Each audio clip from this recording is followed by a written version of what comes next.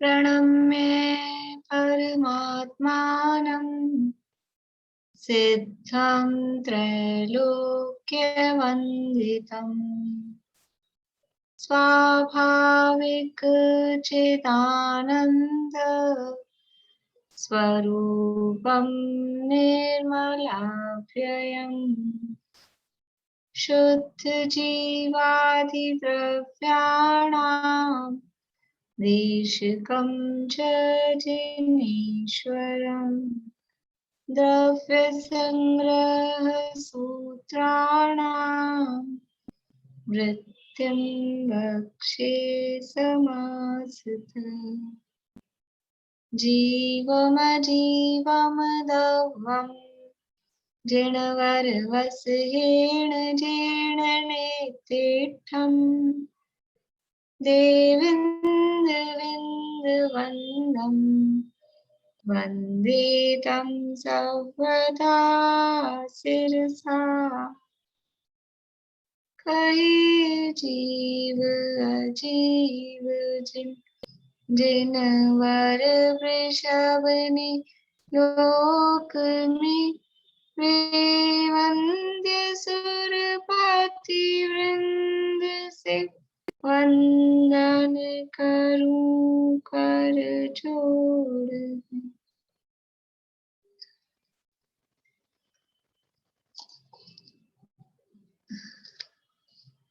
रोशना अभी आज आप गाथाएं सुनाइए, कितनी याद है आपको? आज अपने को मंडे है ना, एक गाथा का अर्थ देखना है आगे।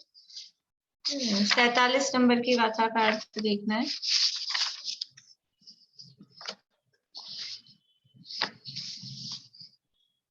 सैतालीस नंबर की गाथा है, पेज नंबर 225 पे।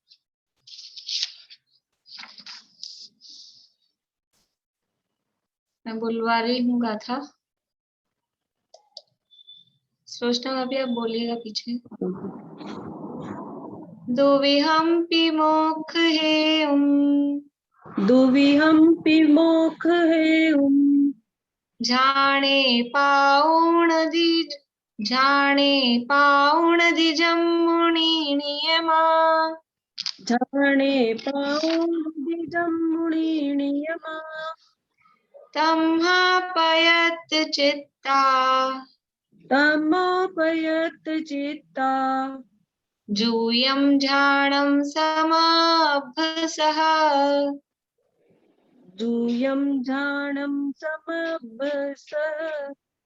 दुविहंपि मोक्ष हेयं झाणे पाउणदिजं मुनिनियमा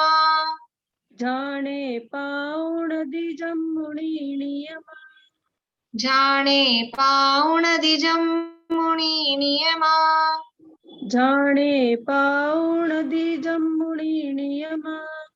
जल्दी बोलना है, छोटा हुआ है, छोटी दी है। झाणे पाउणदिजं मुनिनियमा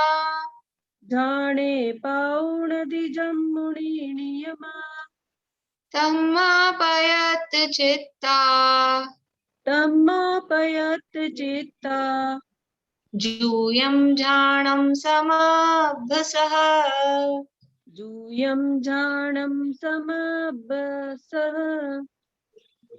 देखिए अर्थ देखिए।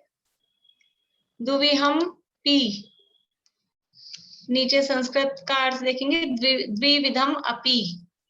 दुविहम पी, दुविहम यानी दो प्रकार का, द्विविधम दो प्रकार का, और प्राकृत में अकेला पी शब्द है, उसका अर्थ होता है अपि। अपि यानी भी। मोक्ष हेउम, मोक्ष के हेतु यानी मोक्ष के कारण। झाणे यानी ध्यान से। पाउणदी, पाउणदी यानी प्राप्त करते हैं। दुविहम दो प्रकार के, पी यानी अपि भी, मोक्ष हेउम मोक्ष के कारण, जाने यानी ध्यान से, पाउणदी प्राप्त करते हैं। ऐसा अर्थ अभी जमेगा नहीं, केवल शब्दों के अर्थ बता रही हूँ, फिर वो शब्द तो आगे पीछे होके जुड़ेंगे। जम, जम का अर्थ यानी चूंकि, चूंकि या क्योंकि ऐसा बोलते ना, चूंकि ऐसा है तो फिर ऐसा, तो जम यानी चूंकि। मुनि यानी मुनि। नियमा नियम से, यानी क्या अर्थ बना पूरी लाइन का? जम यानी चूंकि, चूंकि क्योंकि, मुनि नियमा नियम से, दोनों प्रकार के, दुविहम दोनों प्रकार के भी, दुविहमपि दोनों प्रकार के भी, मोक्ष के हेतु मोक्ष के कारणों को ध्याने यानी ध्यान से, पाउणदी प्राप्त करते हैं। चूंकि मुनि नियम से दोनों प्रकार के ध्यानों को, दोनों प्रकार के मोक्ष के कारणों को ध्यान से प्राप्त करते हैं। तमहा यानी इसलिए,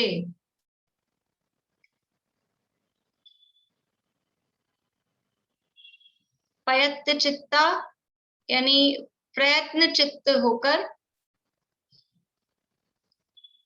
प्रयत्न चित्ता प्रयत्न चित्त होकर, जूयम यानी तुम,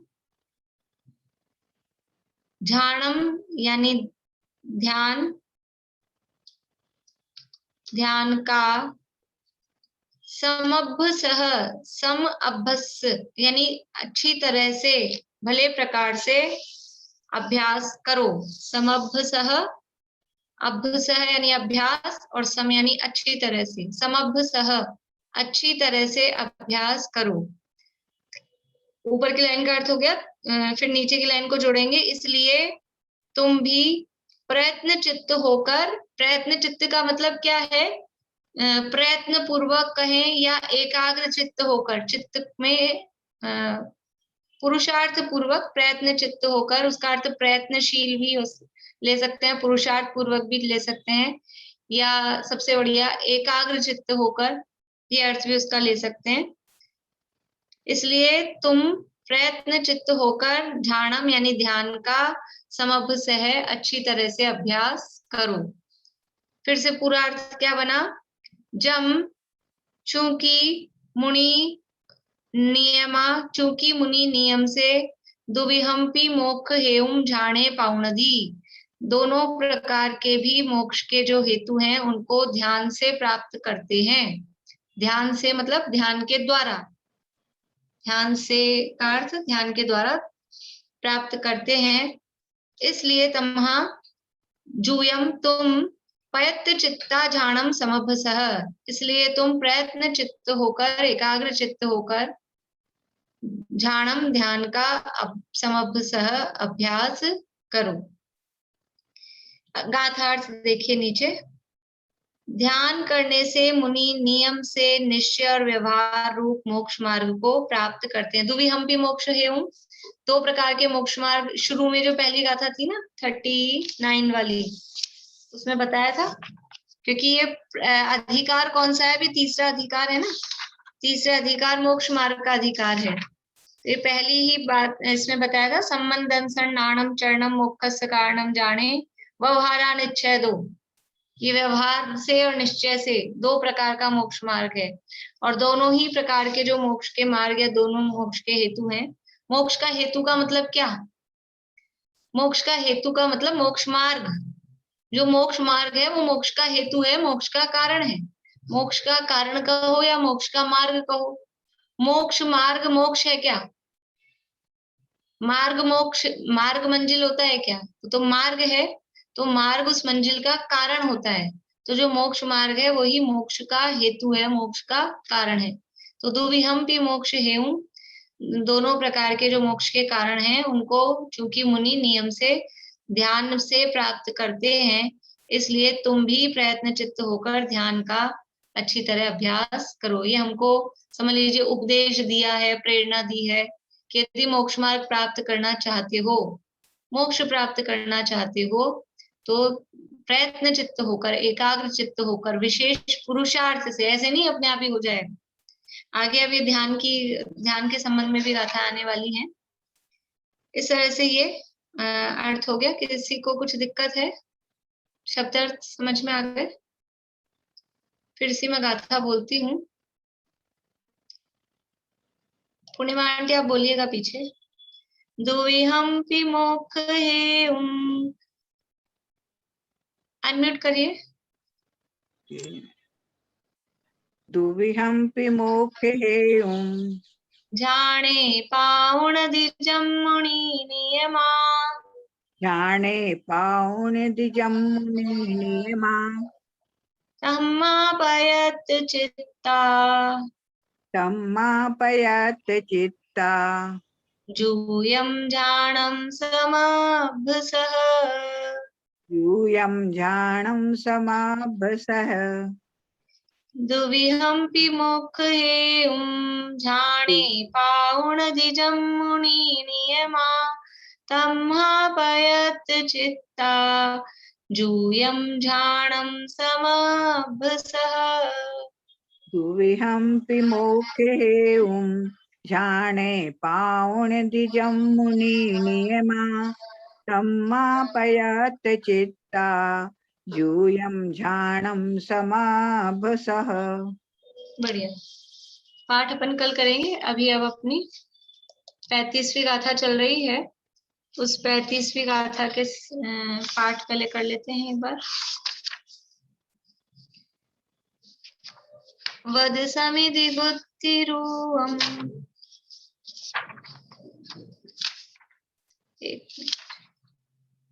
वद समिधि गुत्तियो धम्मानुपेहा परिसहजोय, चारित्तं बहुभेया नायवा भाव संवर विशेषा।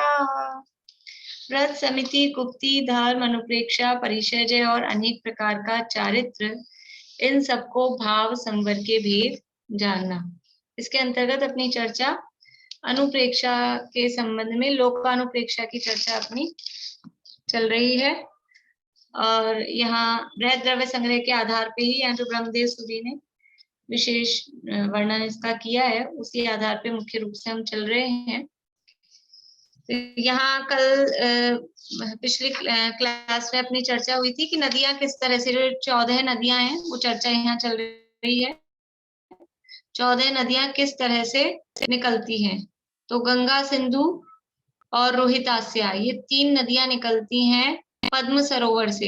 हिमवन पर्वत पर जो पद्म सरोवर है उसमें से 3 नदियां निकलती हैं। गंगा नदी पूर्व की तरफ, सिंधु नदी पश्चिम की तरफ और रोहितास्या वो उत्तर की तरफ। ऐसे 3 नदियां वहां से निकलती हैं। और वो जो रोहितास्या नदी है वो जाके गिरती है हेमवत क्षेत्र में। गंगा और सिंधु नदियां गिरती हैं भरत क्षेत्र में और रोहितास्या नदी गिरती है हेमवत क्षेत्र में। और हेमवत क्षेत्र में एक और नदी है जिसका नाम है रोहित।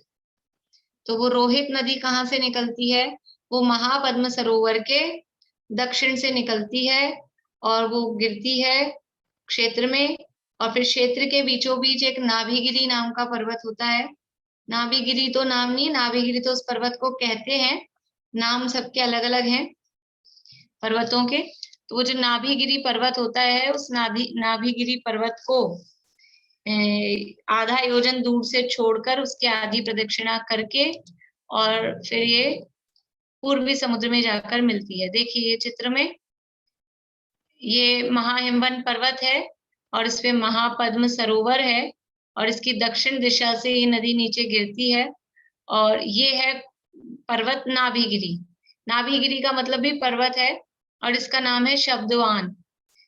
शब्दवान नाम का ये नाभिगिरी पर्वत है। इसको यहाँ तक आती है और इसके आधा योजन पहले से ही, पूरा पर्वत तक नहीं पहुंचती है, उसके आधा योजन पहले से ही इस तरह से टर्न लेती है अर्ध गोलाकार रूप में, यानी आधी प्रदक्षिणा। प्रदक्षिणा का मतलब है गोलाकार में देते हैं, तो ये आधी प्रदक्षिणा दी और ये पूर्व दिशा की तरफ मुड़ जाती है रोहित नदी और इधर होकर पूर्वी लवण समुद्र में जाकर मिल जाती है। कैसे मिलती है ये नदियां लवण समुद्र में, कि जिस जगह ये एंड है ना, बाउंड्री वॉल है जम्बू द्वीप की जगती, जम्बू द्वीप के चारों तरफ जो बाउंड्री वॉल है उसको बोलते हैं जम्बू द्वीप की जगती। तो इस बाउंड्री वॉल में इन नदियों को बाहर जाने के लिए गुफाएं बनी हुई है और उनपे दरवाजे हैं। वो गुफाओं में से वो नदियां बाहर लवण समुद्र में जाके मिल जाती हैं। वहां से रिटर्न बैक पानी वापस अंदर नहीं आता है, केवल वहां से बाहर निकलता है। तो ये रोहित नदी हुई। और रोहित आस्या नदी पद्म सरोवर, हिमवन पर्वत पे जो पद्म सरोवर है, उस पद्म सरोवर के उत्तर से निकली और इसी तरह से नाभिगिरी से आधा योजन पहले ही आधे प्रदक्षिणा देके और पश्चिम लवण समुद्र में जाके मिल गई। ये हिमवन पर्वत की चर्चा अपन ने देख ली थी। इसके बाद ये जो महाहिमवन पर्वत है हेमवत क्षेत्र के बाद में, तो हिमवन पर्वत से दुगनी ऊंचाई वाला ये महाहिमवन पर्वत है। यानी कितना ऊंचा होगा? महाहिमवन पर्वत की ऊंचाई कितनी है? बोले शिमला भाभी।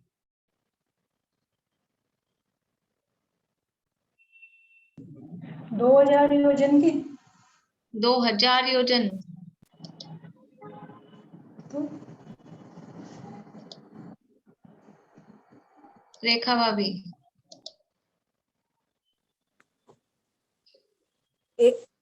1000 योजन। 1000 योजन। और कौन है?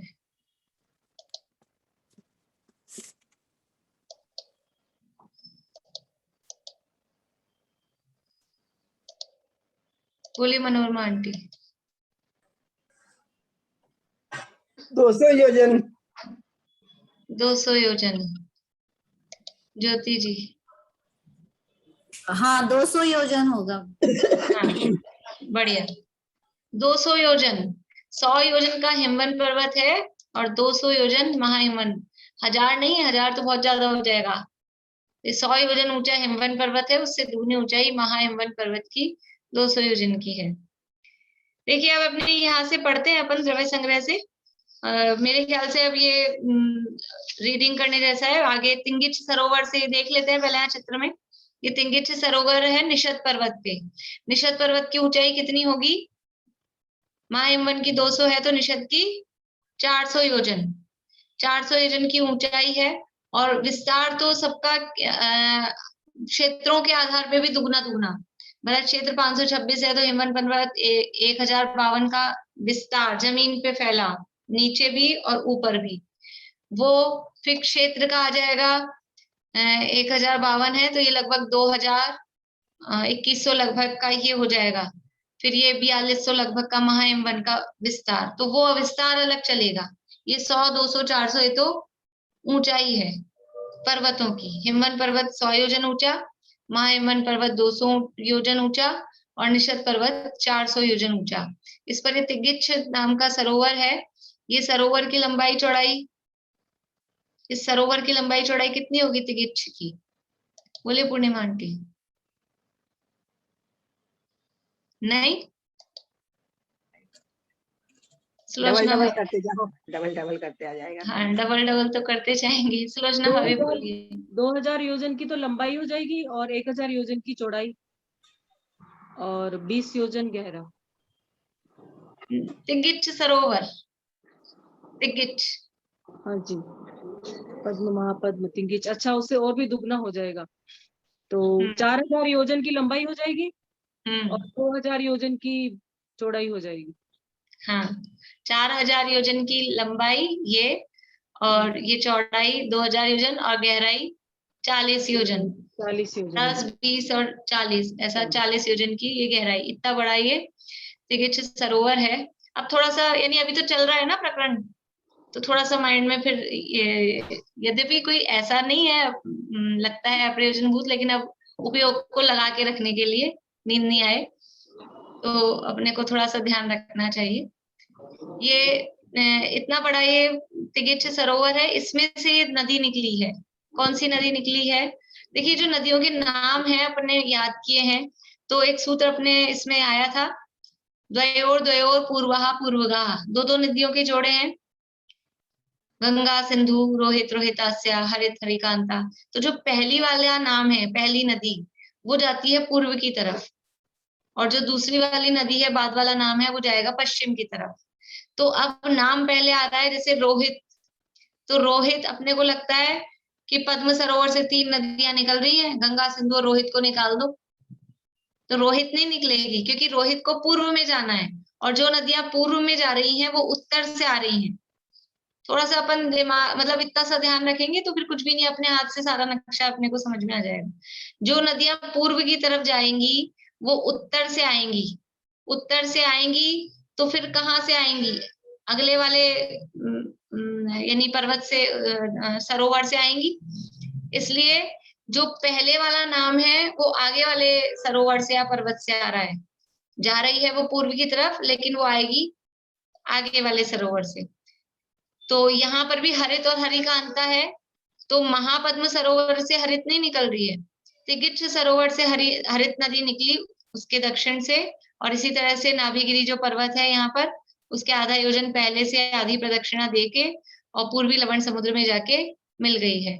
और जो दूसरी हरिकांता नदी है वो महापद्म सरोवर के दक्षिण नहीं उत्तर से निकली, और फिर नाभिगिरी पर्वत से आधा योजन पहले ही आधी प्रदक्षिणा देके और पश्चिम लवण समुद्र में जाके मिल गई है। देखिए यहाँ पढ़ते हैं अपन 141 पेज पे लास्ट में अपने को पढ़ना है।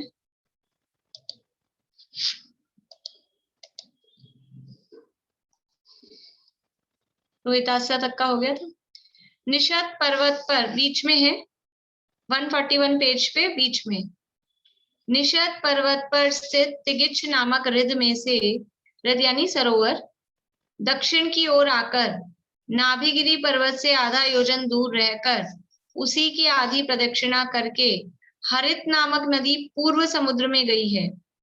उसी प्रकार महायमवन पर्वत पर स्थित महापद्म नामक रिध में से उत्तर दिशा की ओर आकर उसी नाभिगिरी से आधा योजन दूर रहकर उसी की आधी प्रदक्षिणा करके हरिकांता नामक नदी पश्चिम समुद्र में गई है। ठीक है, आगे इस प्रकार हरित और हरिकांता नामक दो नदियां हरि नामक मध्यम भूमि क्षेत्र में जानना। देखो नदियां हैं दो, उसमें से एक नदी निकल रही है निषद पर्वत से या नहीं तिगिच्छ सरोवर से, और दूसरी नदी निकली है महापद्म सरोवर से। लेकिन गिर कहाँ रही हैं दोनों, दोनों एक ही क्षेत्र में, हरि नाम के क्षेत्र में दोनों नदियां गिर रही हैं। देखिए एक क्षेत्र में यानी भरत क्षेत्र की तो जो दोनों नदियां निकल रही हैं वो पद्म सरोवर से ही है, लेकिन आगे वाले जो क्षेत्र हैं हेमवत और हरि, इनमें क्या है कि एक नदी निकल रही है जैसे पद्म सरोवर से और एक नदी निकली है महापद्म सरोवर से। इधर हरि क्षेत्र में जो दो नदियां हैं हरित और हरिकांता, उसमें एक नदी निकली है तिगिच्छ सरोवर से और एक नदी निकली है महापद्म सरोवर से। ऐसा क्षेत्र एक है, लेकिन जो उद्गम स्थल है जहां से वो नदियां आ रही हैं वो दोनों का अलग अलग है। एक ही सरोवर से दो नदियां निकल के एक ही क्षेत्र में गिरे, ऐसा कहाँ हो रहा है? ऐसा भरत और ऐरावत क्षेत्रों में हो रहा है, बाकी के क्षेत्र में ऐसा नहीं हो रहा है। आगे पढ़ते हैं।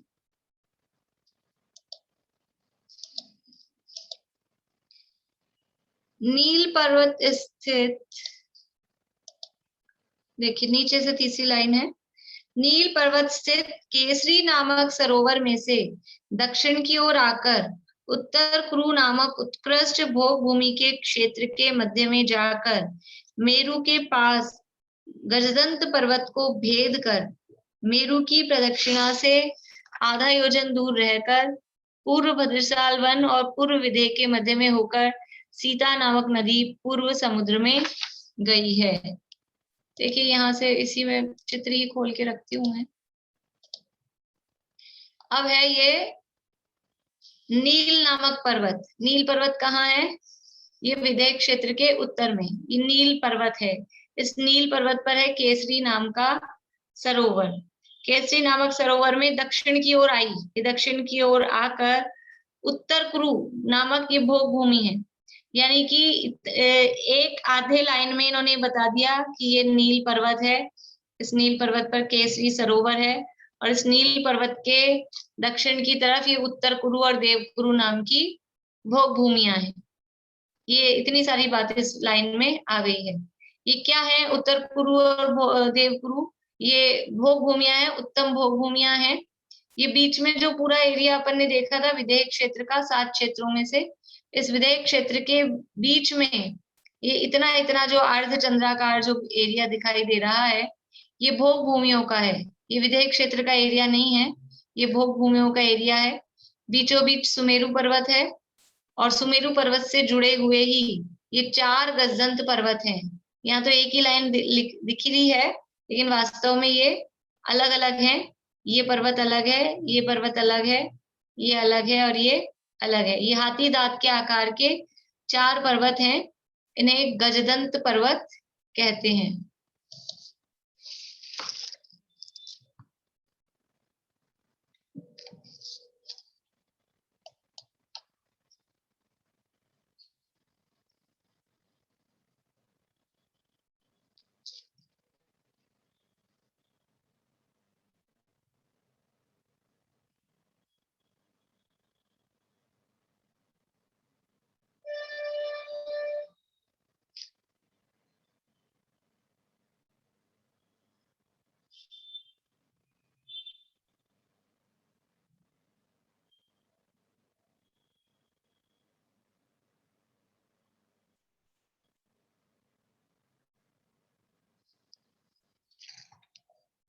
Recording in progress.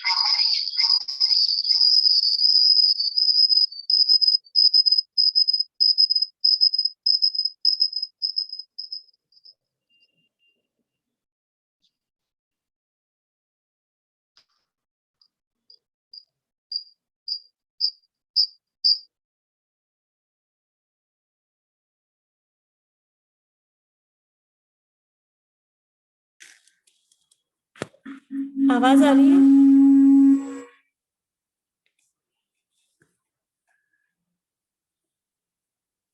या जिन पे है?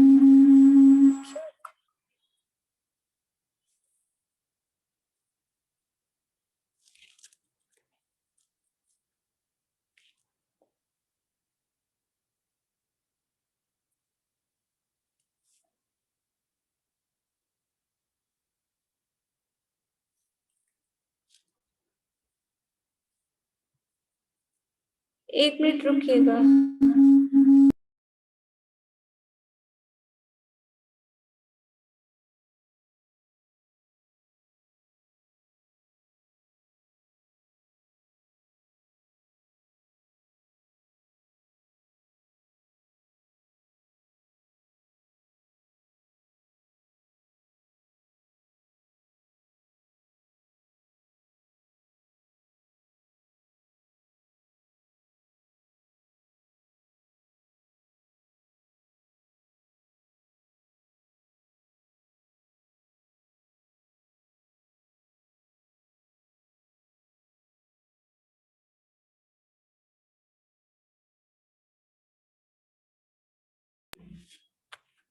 हेलो, इको कर रही है ना आवाज?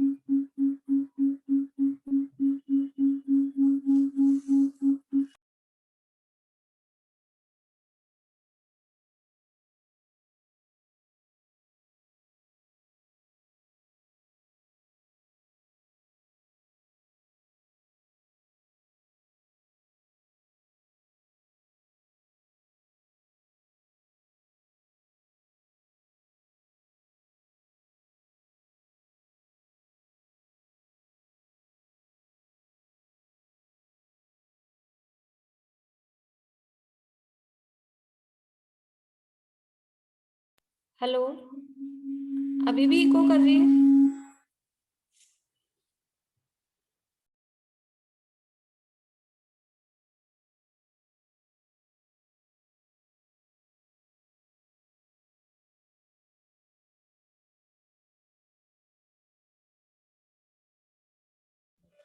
हेलो, अब ठीक है?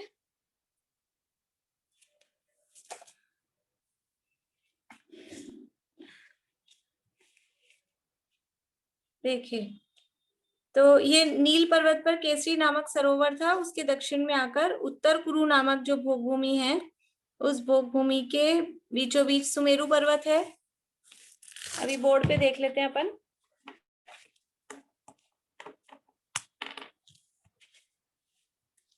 ये समझ लीजिए ये विदेह क्षेत्र है, ये यहाँ नील पर्वत है, ये निषद पर्वत है, और ये बीच में सुमेरु पर्वत है।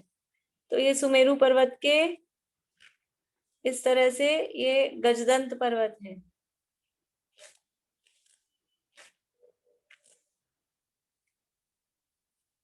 यहाँ पर ये केसरी नामक सरोवर है, ये तिंगिच नामक सरोवर है। इस केसरी सरोवर से सीता नदी कहाँ से निकलती है?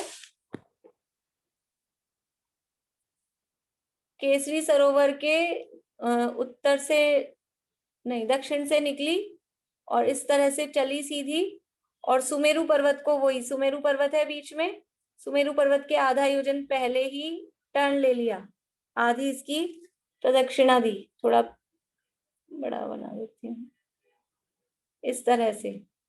और ये उत्तर कुरु, उसमें क्या शब्द आया है?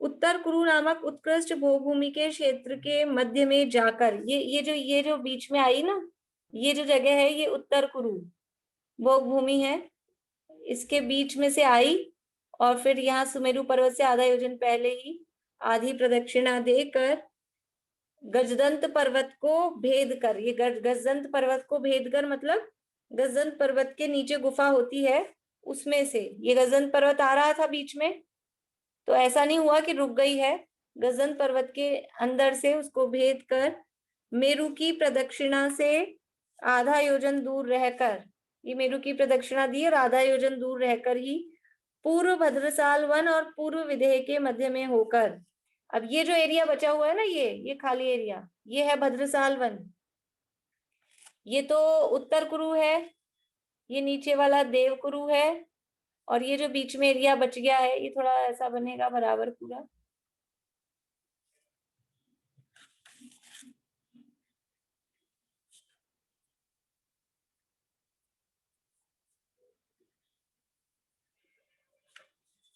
ये सुमेरु पर्वत, ये उत्तर कुरु, ये देव कुरु, और ये जो बीच का एरिया बच गया है, ये है भद्रसाल वन।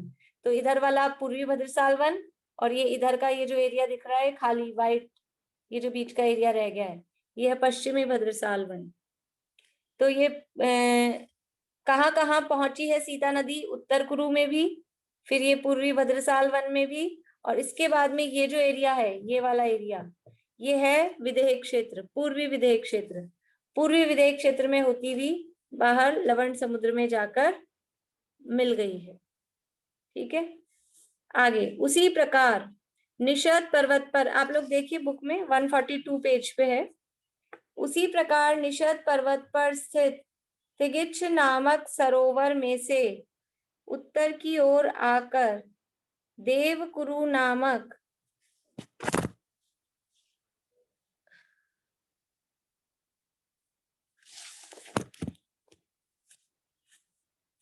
उसी प्रकार निषद पर्वत पर स्थित तिगिच्छ नामक सरोवर में से उत्तर की ओर आकर देवकुरु नामक उत्तम भूभूमि क्षेत्र के मध्य होकर मेरु के समीप गजदंत पर्वत को भेद कर और मेरु की प्रदक्षिणा से आधा योजन दूर रहकर पश्चिम भद्रसाल वन और पश्चिम विदेह के मध्य में होकर सीतोदा नामक नदी पश्चिम समुद्र में गई है। बहुत बड़ा सा वाक्य लग रहा है और पढ़ने में ऐसा, लेकिन कुछ भी कठिन नहीं, यदि हमें रचना समझ में आ रही है तो हम खुद ये वाक्य बना सकते हैं कि ये तिगिच्छ सरोवर के उत्तर में से ये सीतोदा नदी, फिर ये क्या है, देवकुरु नामक भोगभूमि है, इस देवकुरु नामक भोगभूमि के मध्य में होकर सुमेरु पर्वत से आधा योजन दूर रहकर उसके आधी प्रदक्षिणा देकर, और ये जो पश्चिमी भद्रसाल वन है, ये पूरा एरिया, इसमें से होती हुई फिर पश्चिमी विदेह क्षेत्र में होती हुई और पश्चिमी लवण समुद्र में जाकर मिल गई है।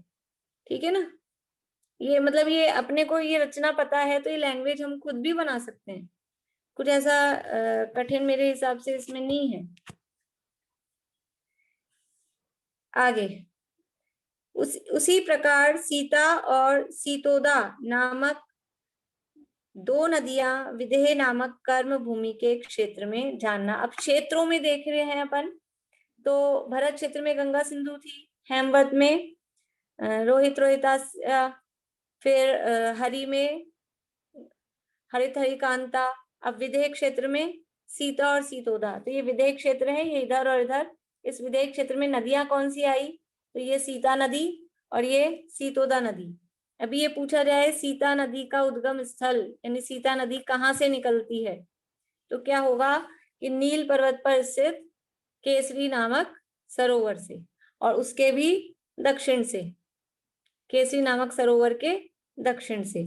सीतोदा नदी कहाँ से निकलती है, या फिर ऐसा पूछा जाए कि निषद पर्वत के पे जो ये तिगिच सरोवर है उसके उत्तर से कौन सी नदी निकलती है, निषद पर्वत पर स्थित सरोवर के उत्तर से, तो ये उत्तर से निकलेगी सीतोदा नदी। ठीक है, नक्शा ख्याल में होगा अपने को, तो आ जाएगा समझ में। देखिए आगे पढ़ते हैं। पहले गंगा और सिंधु, इन दो नदियों का जो विस्तार और अवगाहन का प्रमाण कहा है, उससे दुगने दुगने विस्तार आदि प्रत्येक क्षेत्र में दो दो नदियों के विदेह क्षेत्र पर्यंत जानना। यानी जितना जितना लंबाई चौड़ाई, यानी जैसे अपन ने गंगा नदी का देखा था, मैंने वो आज वीडियोस भी वो जितनी थी मतलब मुझे मिली वो मैंने डाल दी थी ग्रुप में, जिनको जिसमें भी देखना हो वो देख सकते हैं। अभी मैंने विक्रांत जी के भी वीडियोस के लिंक डाले हैं, और एक कल भी उनकी क्लास हुई थी, कल मैं मैसेज करना भूल गई, ध्यान नहीं रहा, तो वो भी मैं लिंक अभी डाल दूंगी। उसमें हिमवन पर्वत के बारे में बताया उन्होंने, तो वो भी होती हैं बड़ी बड़ी उनकी क्लासेस, तो आप आधी आधी करके भी सुन सकते हैं, 1-1.25 घंटे की होती हैं, लेकिन वो अच्छे से उसमें डिटेल में बताया, जिनको इंटरेस्ट है वो सुन सकते हैं। तो यहाँ क्या कह रहे हैं कि गंगा सिंधु का जो बताया था जितना भी विस्तार, जैसे गंगा नदी निकली तो उसका मोटाई कितनी थी और चौड़ाई कितनी, 6.25 योजन, आधा कोस मोटी, और फिर नीचे आके धार कितनी बड़ी हो गई। तो आगे आगे वाली नदियों की वो धारा वगैरह वो सब दुगनी दुगनी मोटी।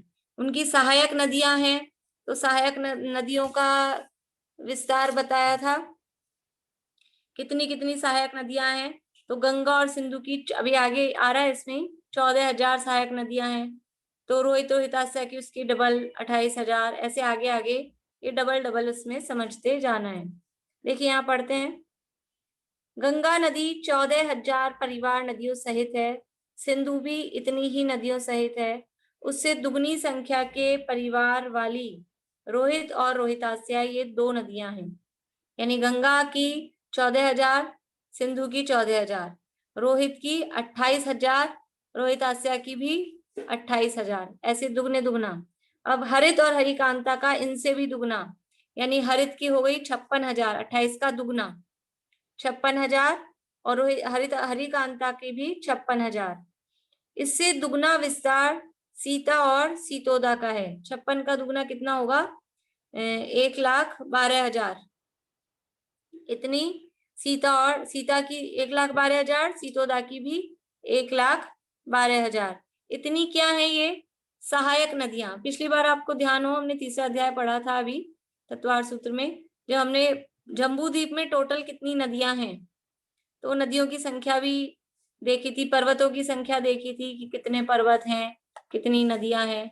तो इन सबको प्लस करते जाएं, अभी विदेह क्षेत्र में और नदियां आएंगी तो उन सबको प्लस करें तो वो निकल जाती है। इससे दुगना विस्तार सीता और सीतोदा का है। दक्षिण से उत्तर 526 और 1 योजन के 19 भागों में से 6 भाग सहित कर्म भूमि भरत क्षेत्र का विस्तार है। अभी ये सबसे पहले इन्होंने क्या बात कर दी, नदियों की चर्चा, नदियां बता दी है ना। अब क्षेत्रों की चर्चा कर रहे हैं। पहले नदियों की चर्चा कर दी, 14 नदियां जो हैं, 14 में से कितनी नदियां हुई हैं, 14 में से कितनी नदियां हुई, पूरी हो गई क्या 14? बोलिए, अनम्यूट खुद कर सकते हैं विनीता जी, देखिए करके अपने आप हो रहा है क्या, नहीं हो रहा, अब करिए। अभी 8 नदियों का हुआ जी। हाँ, अभी 8 नदियों का हुआ, गंगा, सिंधु, रोहित, रोहितास्या, हरित, हरिकांता और सीता सीतोदा। सीतोदा। ठीक है, तो बाकी की नदियां, अभी आगे बताएंगे। हाँ जी। अभी ये सबका अपना अपना तरीका होता है, तो अभी ये नदियों की बात बता के, अभी पहले इन नदियों तक के जो क्षेत्र हैं उन क्षेत्रों की बात बता रहे हैं। 526 और 1 योजन के 19 भागों में से 6 भाग सहित भरत क्षेत्र का विस्तार कितना है? 526। और फिर उसके बाद क्या करें? 1 योजन के 19 भागों में से। अब ये देखिए लैंग्वेज, अपन तो इतनी ऐसी, गणित को हिंदी में बोलना, गणित की संख्या को हिंदी में कैसे बोला जाता है? ये बोल रहे हैं 526। 526 तो है। फिर 1 योजन के 19 भाग, 1 योजन के 19 भाग किए और उसमें से 6 भाग अधिक। 526 कहाँ गया? पेज पलट गया। दक्षिण उत्तर 526 और 1 योजन के 19 भागों में से 6 भाग सहित। 6/19 का मतलब क्या होता है? आगे क्या है? योजन। 6/19 योजन का मतलब क्या है? कि 1 योजन के 19 भाग करे, उसमें से 6 भाग लिए। 3/4 का क्या मतलब होता है? 3/4 जल्दी समझ में आ जाएगा। यानी किसी एक चीज के हमने 4 हिस्से किए, उसमें से 3 ले लिए, यही मतलब हुआ ना 3/4 का मतलब। तो ऐसे ही 6/19 का मतलब क्या? कि किसी एक वस्तु के हमने 19 हिस्से किए, उसमें से 6 हिस्से हमने लिए हैं, उसका मतलब है 6/19। उसको यहाँ लिखा है 1 योजन के 19 भागों में से 6 भाग अधिक, मतलब सीधी सीधा 526 सही 6/19। ये अपन हिंदी में इस तरह से इसको बोलते हैं। 500 दक्षिण से उत्तर, ये क्या है? ये जो विस्तार है 526 सही 6/19 भरत क्षेत्र का विस्तार, ये कैसा है? उस दिन भी अपन ने देखा था, ये भरत क्षेत्र इस तरह से धनुषाकार है। तो ये इस ऐसा नहीं है 526 सही 6/19, ऐसा नहीं है। तो कैसा है? उत्तर से दक्षिण, ये यहां से यहां, ये जो इसका विस्तार है ये है 526 सही 6/19 योजन।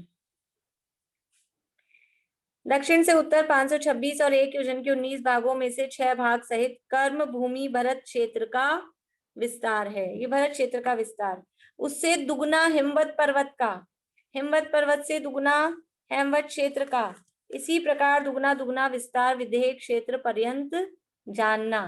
हमको एक बार तो अपनी कॉपी में ये लिख के रखना ही चाहिए, दुगना करके। मेरे ख्याल से तीसरा अध्याय जब पढ़ा था तब आप लोगों ने लिखा होगा, और अगर तब नहीं लिखा है तो एक बार लिख के, क्योंकि एक बार कैलकुलेट करके लिख के रख लें, फिर वो बार बार में मतलब कभी भी देखना हो तो वो देखने में आ सकता है। जैसे भरत क्षेत्र का आ गया 526 सही 6/19, फिर हिमवन पर्वत का 1052। अपने इसमें दिया है शायद सतपाठ मणि प्रदीप में, कहीं किसी पेज पे दिया है, आप लोग देख लेना। ये रहा पेज नंबर 161 तत्वार्थ मणि प्रदीप में 161 पेज पे, 161 पेज पे ये सब दिया है। ये जो जो विस्तार की बात यहाँ आई है ना, भरत क्षेत्र का 526 सही 6/19, फिर हेमवन पर्वत का 1052 सही 12/19, फिर हेमवत क्षेत्र का 2105 सही 5/19। इस तरह से ये पूरे दिए हैं। आप लोग तत्वार्थ मणि प्रदीप सबके पास में है मेरे हिसाब से, उसमें आप ये सारे विस्तार आपको कैलकुलेट करके ही दिए हुए हैं, यहाँ पे ये देख सकते हैं इसमें। इस तरह इस प्रकार दुगना दुगना विस्तार कहाँ तक है? ये दुगना दुगना विस्तार विदेह क्षेत्र पर्यंत जानना। विदेश, क्योंकि अभी विदेह क्षेत्र तक की बात की नदियों की भी, क्योंकि यहाँ तक का विस्तार क्या है? दुगना दुगना दुगना हुआ है। नदियों की संख्या भी सब दुगनी दुगनी हुई है, उनकी जो मोटाई लंबाई गहराई जो भी है वो सब भी दुगनी दुगनी हुई है। ये 2-3 लाइनें और पढ़ लेते हैं, 1 आध मिनट है अपने पास में। 2 मिनट हैं, ये 2 लाइनें और पढ़ लेते हैं, फिर आगे कल करेंगे। पद्म रिद 1000 योजन लंबा, उससे आधा चौड़ा और 10 योजन गहरा है। ये पद्म सरोवर की अपन ने देख ली थी। 1000 योजन लंबाई, 500 योजन चौड़ाई और 10 योजन उसकी गहराई।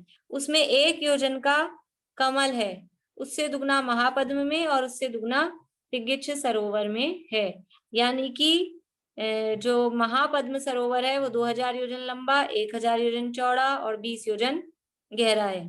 टिग्गिच्छ सरोवर 4000 योजन लंबा, 2000 योजन चौड़ा और 40 योजन गहरा है। और कमल कैसे हैं? पद्म में 1 योजन का, महापद्म में 2 योजन का और टिग्गिच्छ में 4 योजन का कमल है। और जो परिवार कमल थे वो भी आप लोगों को बताए थे हमने, 1,40,115 ये परिवार कमल इनमें पद्म सरोवर में होते हैं। इस तरह से ये यहाँ तक की चर्चा अपनी हुई है। अब ये आगे जैसा यहाँ है वैसा ही उससे आगे वाले क्षेत्रों में किस तरह से है वो आगे ये चर्चा बताई है, कल करेंगे अपन इसकी चर्चा। किसी को कुछ पूछना है?